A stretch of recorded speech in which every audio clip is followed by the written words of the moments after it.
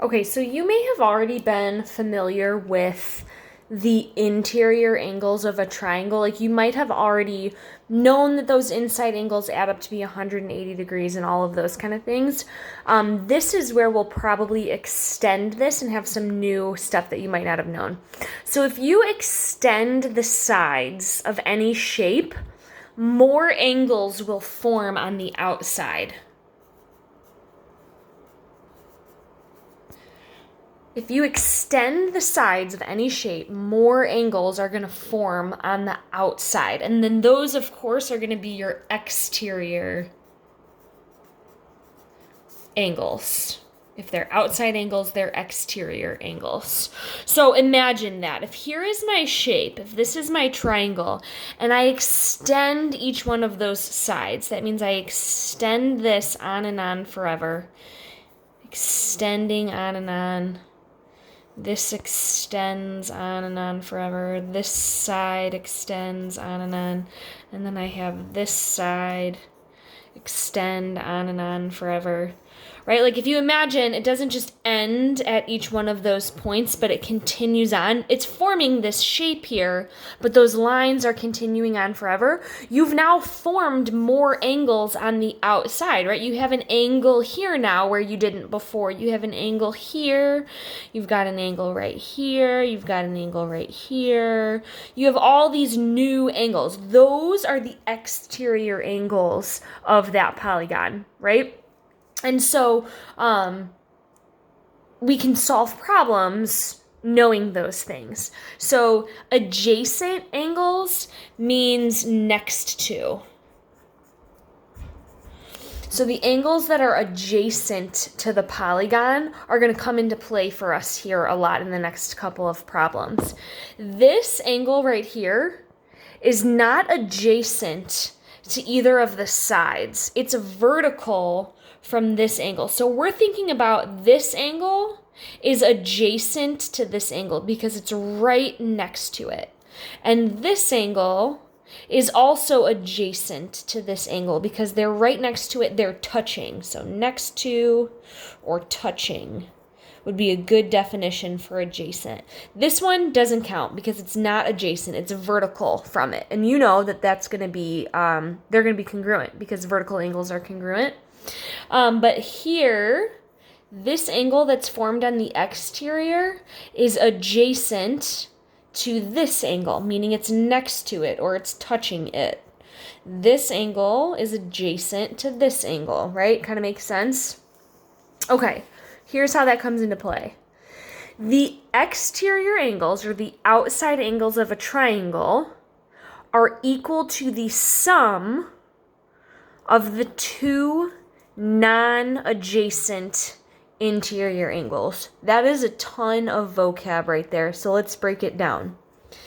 Here is our shape. Here's our triangle, right? Basically, they're going to ask you, what is the measure of this angle?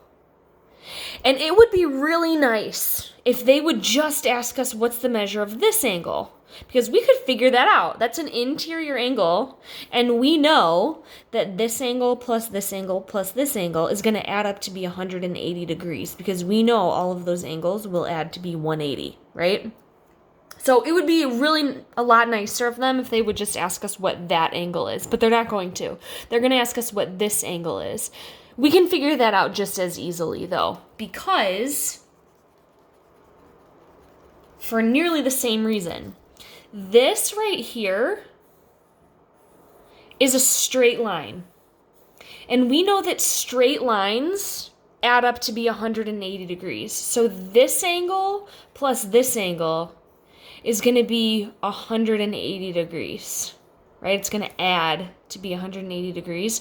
So if I know what this angle is and I know what this angle is, that means I can figure out what this angle is really easily, because all I would have to do is add those two together and subtract it from 180. It's going to be whatever is left over, because all of those should add up to be 180.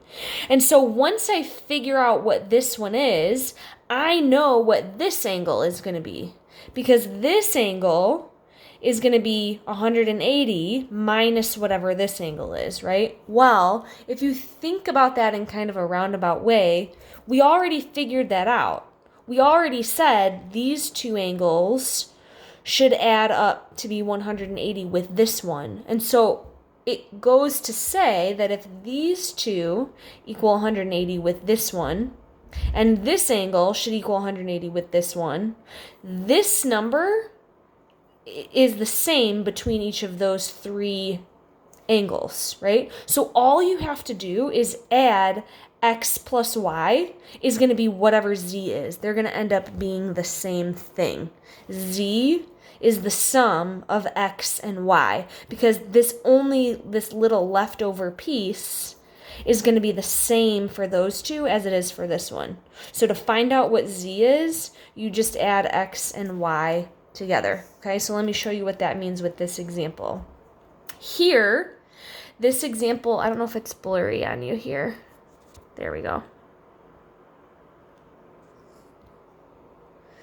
This right here is telling us this is 30 and this is 40.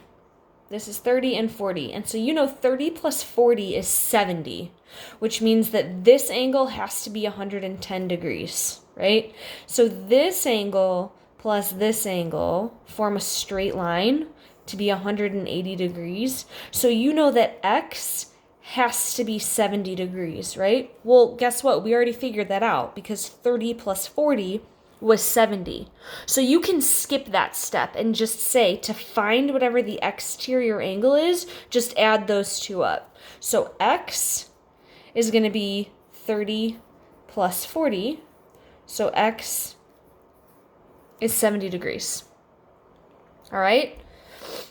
Before we move on to the next one, let's say we have another example. What if I wanted to find out what this one was, and it says this is 28 degrees, and this is 82 degrees, right? And I wanted to find out what this angle is. All you would have to do is add those two together, and you would know right away that x has to be 110 degrees, because 28 plus 82 is 110 degrees, which means this has to be 110 degrees, because this would mean that this is 70 degrees. That adds to be 180, and these together add to be 180.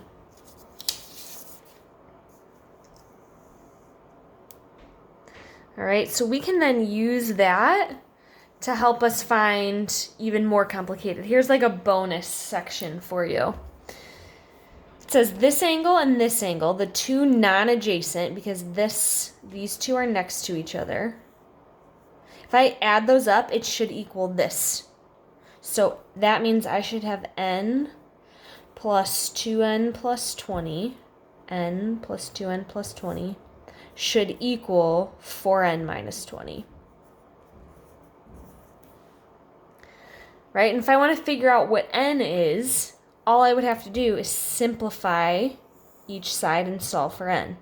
That means I have 3n plus 20 equals 4n minus 20. And I'm solving for n. So I want to collect my variables on one side, my constants on the other. Subtract 4n from both sides. You'll end up with a negative n plus 20 equals negative 20. Subtract 20 from both sides. You end up with negative n equals negative 40, which means n is a positive 40. So if I wanted to find the measure of this, and n is 40, this angle is 4n minus 20. So 4 times 40 minus 20, we could just simplify that. 4 times 40 is going to be 160 minus 20, which means that this angle is going to be 140 degrees. All right, there you go.